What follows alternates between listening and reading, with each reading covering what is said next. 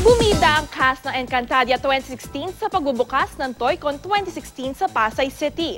Tampok din ang iba't ibang laruan at may meet and greet pa sa ilang international artists. Nakatutok si Katrina Son.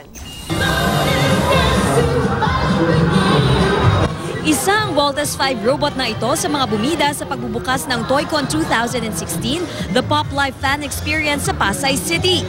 Lahat gusto makapagpalitrato sa 25-feet robot. Ang laki ng pinakita ngayong statue nilabas dito sa Toycon.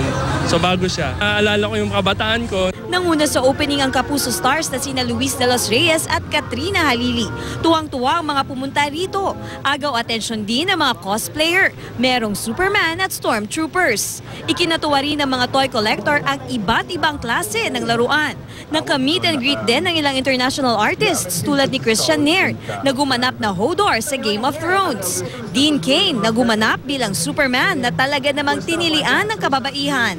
Bukod naman nga sa iba't ibang mga klaseng laruan at mga international artists na nandito sa Toycon, inabangan din ng lahat ang mga cast ng GMA Telefantasia na Encantadia.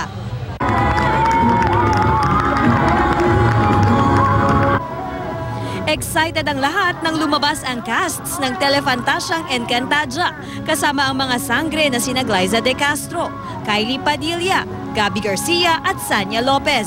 So talagang kami excited na kaming lumabas. At the same time, excited na rin kami na ipakita kung ano yung ginagawa namin kasi for ilang months, di ba, preparation. So parang iniisip ko kanina backstage, parang last time I was here, I was part of the audience. Tapos ngayon, ako yung inaabangan nila. Parang sobrang dami ng, alam mo yun, yung blessings. I'm pretty sure you guys will love this new Encantadia and thank you so much, especially for the loyalty and for the trust and for the support, and we will not fail you guys. Gagampanan ko po si Danaya bilang ako at sana po ay suportahan at mahalin niyo po ang bagong Danaya na gagampanan ko. Katrina Son, Nakatutok, 24 Oras.